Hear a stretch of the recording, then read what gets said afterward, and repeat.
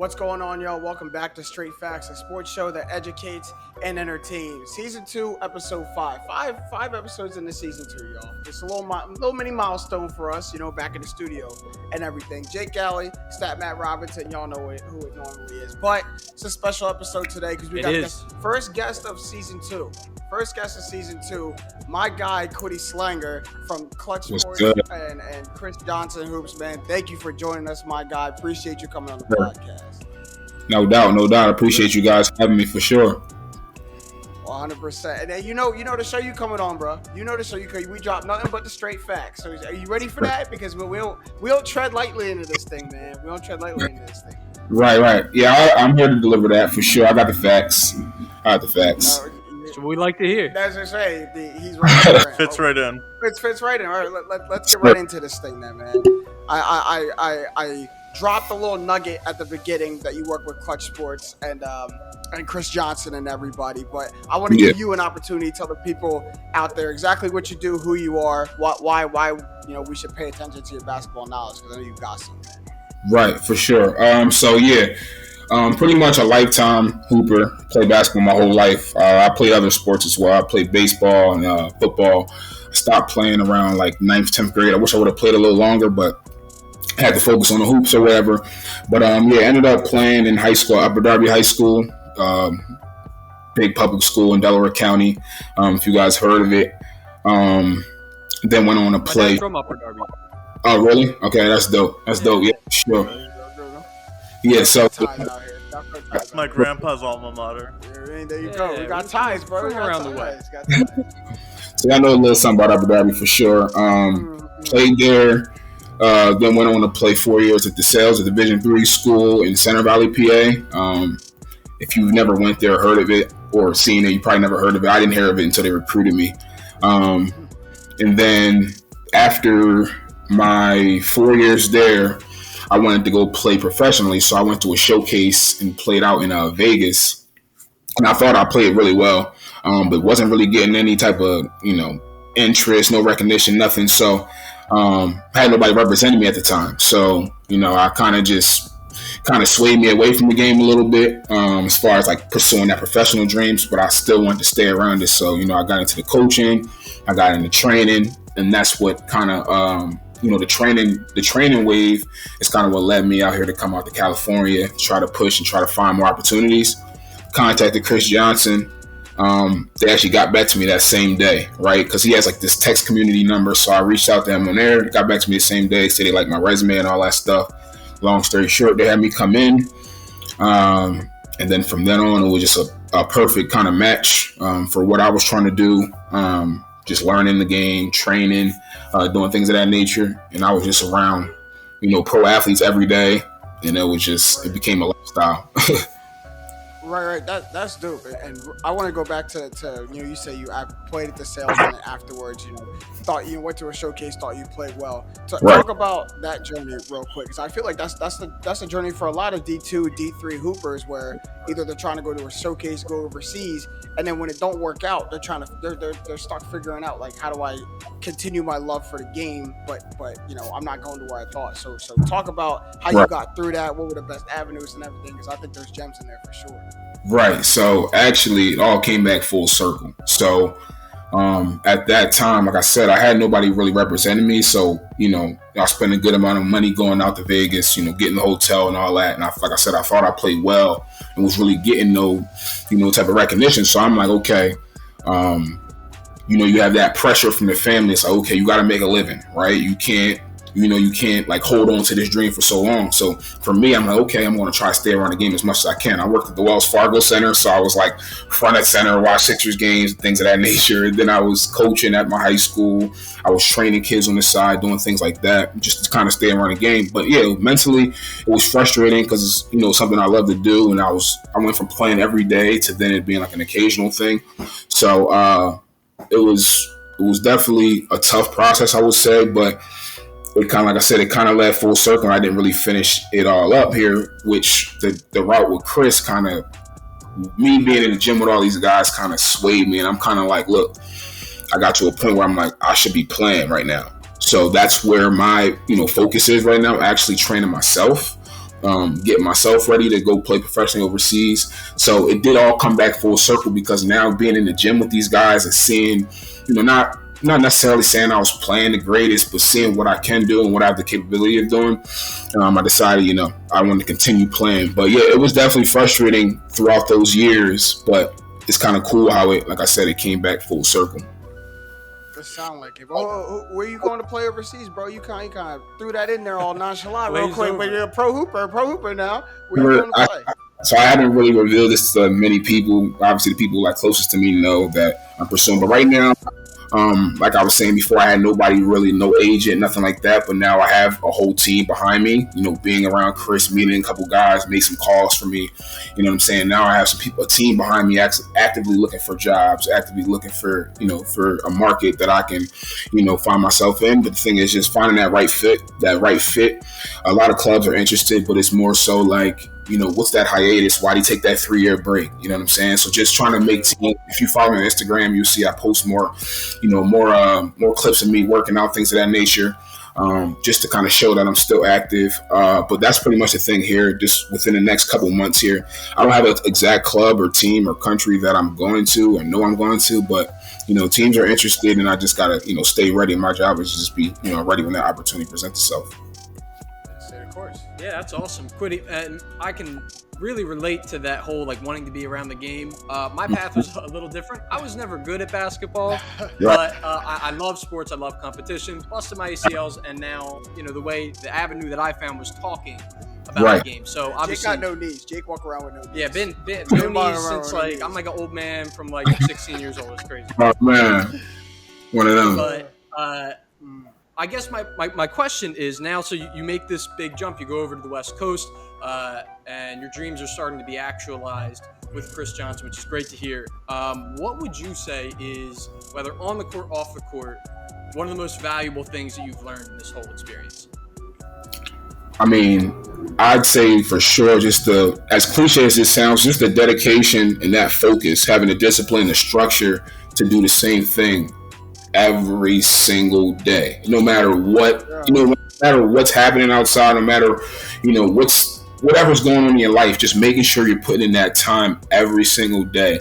I think it's just shown that, even at the highest level. So, you know what I'm saying? Chris Johnson is training, all guys that are in the NBA, playing professionally, training to, pre-draft guys that are about to get drafted. So it's all the top level guys, and just seeing that routine, seeing the discipline, not only from the athletes, obviously they're coming in, putting in the work, but from Chris, from the guys, the trainers in there, having that discipline, having that focus to be in the gym 5:45, get your day started 6 a.m. every day. It's a grind. So like I said, I'll be going to tell people, a lot of people say, oh yeah, I'm proud of you. Yeah, it's cool. All that stuff is cool. But when you really see the grind, it's like, no, you're really in there. You know what I'm saying? So I've learned that the discipline and the focus is what, takes you to the next level, because it's just about that gradual improvement.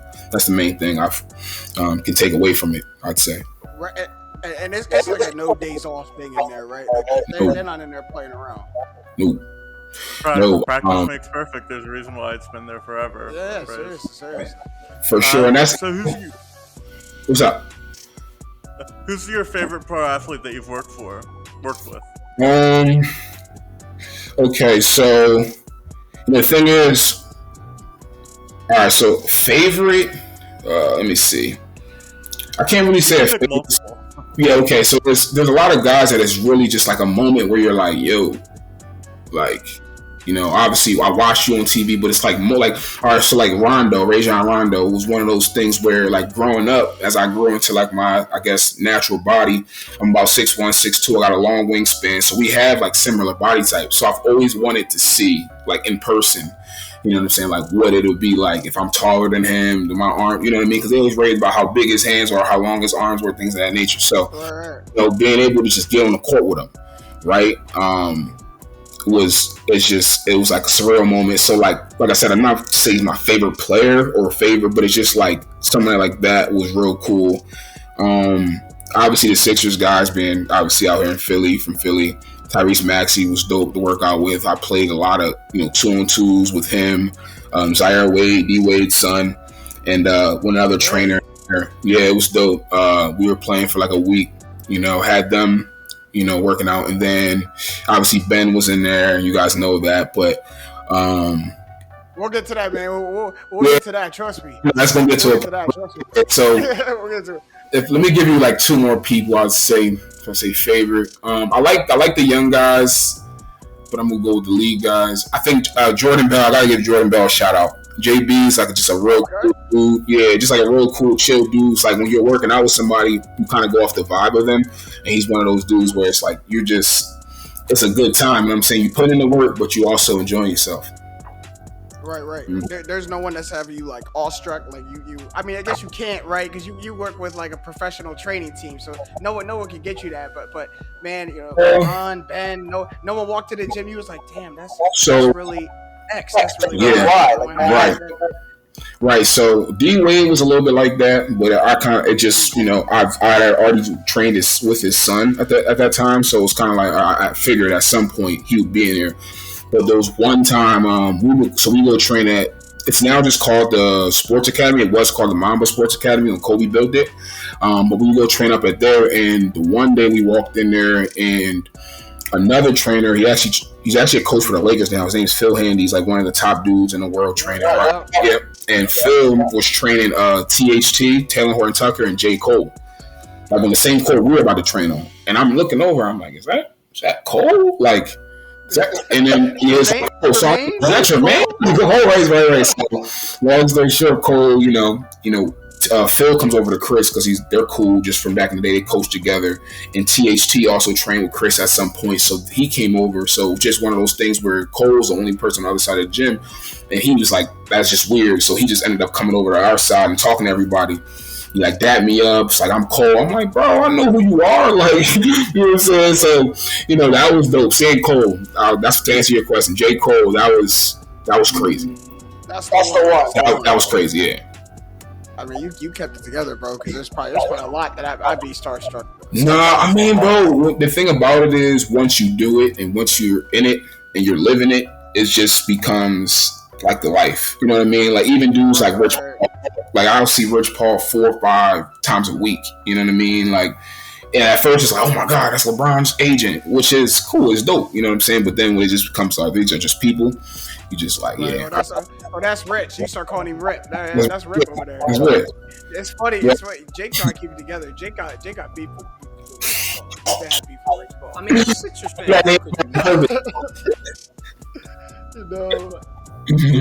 got a little beef. I threw that name in on purpose. Say it again? I said I threw that name in there on purpose. Yeah, I know you did. To bring it back though, you talked about how you like the young guys. You worked with a lot of young guys in this draft. Right. Named a few: Brandon Boston, Kai Jones, and to drop some names for the people at home. Let them know that you really be in this. You really be in this mix, Quiddy. Oh yeah, sure. Which one of the guys from this previous draft, you're coming in about to be a rookie now? Which one's got it? Which one did you work out and you were like that? Watch out for that boy. See, it's hard to not be biased just being with them for 3 months or 3-4 months every day and not thinking they all have a chance. You know what I mean? Like I look at them and like they all have a chance, right? But I can say a little of a way they all kind of still like Jalen Johnson is like a 6'9", 6'10". He moves. He always reminded the way he just moves. He moves like Ben. I'm not saying he plays like Ben, but he has like that same agile, big type prospect, and can really handle the ball and really creative passer for his height. And then he can score too. He's obviously developing as a scorer, but he just has a complete foundation. He just has to build on that. He already has an NBA type body. So Jalen for sure. Brandon Boston, who actually kind of got slept on because he didn't really have the greatest year at Kentucky, but I mean he can just score the ball. Like when you get to the league, that's really just what it comes down to, like explosive matchups, being able to put the ball in the basket, and that's what B does, man. It's just like like when I'm saying, when you say being there, like I used to play 3s, 4s. We play 3s, 4s on Thursday, Fridays, where we really playing. And like B type of kid where it's like you can really have a move locked up, you own it, and then he's like a Nick Young type, will just make J.R. Smith where he just make the unorthodox move and get their shot off and make it. So I think Brandon Boston's actually going to be a real good player for the Clippers too. Kai Jones, 6'10", 6'11", running up and down the court, and he went to the Hornets, so he should thrive there. Once he fills out, gets a bigger frame, goes into his body. But yeah, those three for sure. I do have to mention Terrence Clark. Rest in peace to him. He passed away. He was also with that group. Really energetic kid, had a great liveliness to him. He was going to be a really good player too. So definitely condolences to his family and stuff. But yeah, all those guys, I love that group, bro. And I was also me really taking that step to really train on this level, and I'm kind of learning with them. You know what I mean? That's kind of what it was. So it was dope, man. 6 a.m. mornings, getting shots up, man. It's brutal, but it's the grind. You gotta love that. You gotta love the grind to get up like that. And you mentioned once again, rest in peace to Terrence Clark. Condolences to his friends and his family. Did you have a relationship with T. Clark? Did you know him personally? Did you know him outside of kind of being with Clutch Sports and everything? Right. So no, I didn't originally, but he's one of those kids where it's 2-3 days, and then you're friends. You feel like you've known him for a while, right? So he probably was with us for about a month and a half before the accident happened. And just very ironically, his last workout, we end our workouts with 25 free throws. So he shot his 25 free throws. I'm rebounding for him. So I literally give him his, last free throw, dap his, this is when I was leaving too, dap his family up, tell his mom and all that, I'll see you guys tomorrow and all that, just the regular routine. But then it happened. So it was crazy how tragic it was. 1 second, you're here, the next second you're not. But, to say I had a prior relationship with him, yeah, we were just starting to kind of build that, trainer client bond, because we were in the gym there with each other, right? So it's a crazy situation, but yeah, he was a really good kid, and his best friend Brandon Boston actually is his best friend. I think I saw that look in his eye, B is really going to strive off of this just because he wants it that much more now. So. Just one of those situations, man. Life ain't fair, but it is what it is, right? Yeah, I saw you guys did your best to kind of commemorate him and all the workouts. Got the 5 and the Clark on the back of all the shirts and everything. You guys all took a picture. It was a really good moment, a really good way to honor him, and like we said, rest in peace. Right. Is it time, Jamie? We've stalled long enough. We've stalled long enough to bring it up this week. Yeah, we got to talk about it. We got to break it up. Yeah, we got to break it up. We got to break it up. Go ahead. As the Sixers fan, you did honors. Yeah, Quiddy, look, and honestly, Quiddy, I know this must eat at you as a Philly guy, and you are one of the only people on earth that could speak to this, because when the Ben Simmons workout videos surface every year, they give people, hope that he's going to come into the season with a new attitude and new demeanor. They give y'all hope. They don't give everybody the delusional Sixers fans right, like right, myself. Right. Sure, it should give us hope. It will give any other fan base hope. Why would everybody yeah, exactly. on us things like that? Come on, let's not do that. But yeah, so I guess the question is, give an honest, fair assessment of what you've seen in terms of Ben Simmons' work ethic and improving his game. Okay, so I was probably in the gym with Ben 5-6 times, right? I think it was over a course of 2-3 weeks. And he's in there, he works. He's very, I want to say, when I was with them, I guess he was recovering from some type of quad or something, so he was a little bit methodical in his movements, kind of just getting back into the flow of it. But he's in there working on the game. The shot obviously is what everybody wants to know about. The shot, being in the gym with him, just being able to watch it and over the reps. Decent shooter, right? I'm not gonna sit there and be like, this dude is Steph or Clay, but he's a decent shooter to the point where it shouldn't be, no shots attempt, things of that nature in the fourth quarter, and just disappearing like that. So I think everything, all of that part of it is just a mental block for him, where he's never really taken that role, and for him to actually grasp it and take that stride of being a consistent scorer for a basketball team is something he just hasn't been able to to conquer. You know what I mean? So as far as like the jump shot, like threes, mid range, fades in the post, pull up mid range, catch and shoot three, like he can make it all, right? And they told me they want. We seen it. We seen it. We seen it. Like, where'd it go, man? Where's it go? I think in a workout it's very different than an NBA game because his free throw percentage has never been good, and that's a really good mark of how you can determine how good a shooter is. That's true for sure. But the thing about the workout process is, it's about, with Ben, he's such a different case because he doesn't shoot. It's not like he doesn't. He's not like he shoots and he's shooting a bad percentage. He just doesn't shoot. So we don't even know if he would be a 48% mid-range shooter and a 35% three-point shooter. We don't even know because he doesn't even put those shots up. So it's not. So what I take away from is I'll never watch him play basketball again and be like, oh, this dude can't shoot. Like, Ben can't shoot. That's why he's not shooting. It's just like, no, he hasn't broken that mental hurdle.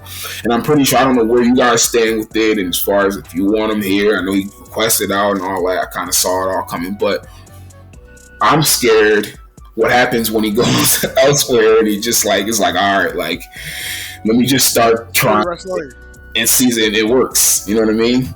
So trying, that's a big word. The word try, because a lot of Philly fans think he's not trying. You've been in the gym with them. Like, is it a lack of effort, or is it all mental? Like, is he not getting these shots up during the training sessions, or is it literally straight?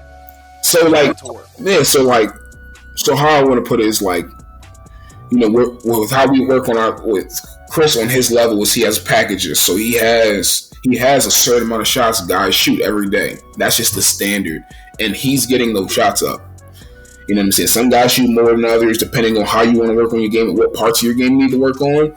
But he's getting those shots up. And then obviously a lot of the emphasis is just taking and making shots, shooting from the right pocket and being comfortable shooting off the bounce and shooting off the catch, things of that nature. So he's getting the reps. He's getting the reps. To answer your question, he's getting the reps. So I'm not going to sit there and be like it's mental. I've kind of said it a couple times before, but I'm not a psychologist to be like it's mental, but you can kind of make your assessment off that. He's getting the reps, and he knows what he needs to do when the season starts, and we see what he does. So they teach you how to answer these questions over there. They teach because that's very, very diplomatic. I'm gonna answer the question, not give you too much, man. Clutch PR school. Yeah. They teach you how to answer these questions over there. Listen, I'm not gonna be like Joel and throw him under the bus. So. Hey. But one thing about Joel's press conference, he was speaking facts though. Was he not? Was he not? We all know the turning point of Game 7 was someone didn't dunk the ball. He talked about a whole sequence. It wasn't just one moment. And then he said, and then they hit a three on the other end, and then I turned the ball over. What did he start with though, Matt? What was in big bold letters in his? That's because they cut it off. Hey man, journalism right there. Exactly. What we practice best. But he was speaking facts.